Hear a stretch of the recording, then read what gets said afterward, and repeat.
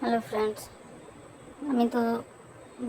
আমি তো গার্ডেনিংয়ের আমার খুব শখ, তাই শুরু করেছিলাম। ফার্স্ট মিশোতে আমার যত প্রোডাক্ট ছিল সব লিস্ট করেছিলাম।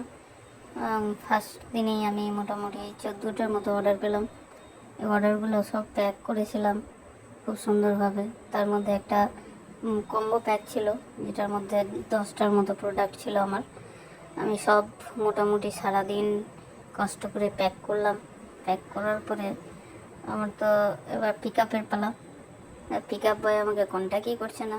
প্রায় 2 দিন ধরে আমি বাড়িতে প্যাক করে রাখলাম প্রোডাক্টগুলো, আবার খুললাম। 2 দিন পরে গিয়ে আমাকে কন্ট্যাক্ট করলো পিক আপ বয়। তাও আবার পিক আপ করার জন্য বহু ঝামেলা হওয়ার পরে যখন পিক আপ হলো, শুরু হলো নতুন প্রবলেম।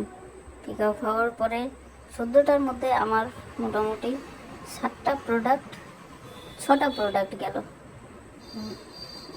মানে পিনকোড সার্ভিসেবল ছিল, বাকিগুলো পিনকোডগুলো আনসার্ভিসেবল।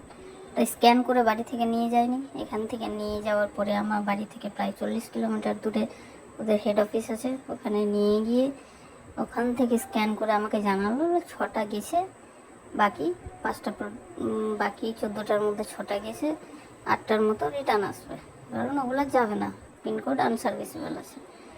তারপরে গেল আমার প্রোডাক্টগুলো। মিশোর সব থেকে বড় প্রবলেম হলো, একে তো প্ল্যান্ট 2 দিন পর্যন্ত এমনিতেই বাড়িতে আমার প্যাকিং ছিল। তারপরে যাওয়ার পরে শুরু হলো নতুন প্রবলেম। আমার প্ল্যান্ট যেতে যেতে মোটামুটি 10 দিনের মতো টাইম লেগে গেল, যেহেতু আমি জিএসটি রেজিস্টার্ড সেলার ছিলাম। 10 দিনের মধ্যে যেতে যেতে প্রায় 4টা প্রোডাক্ট আমার ড্যামেজ হয়ে গেছিলো।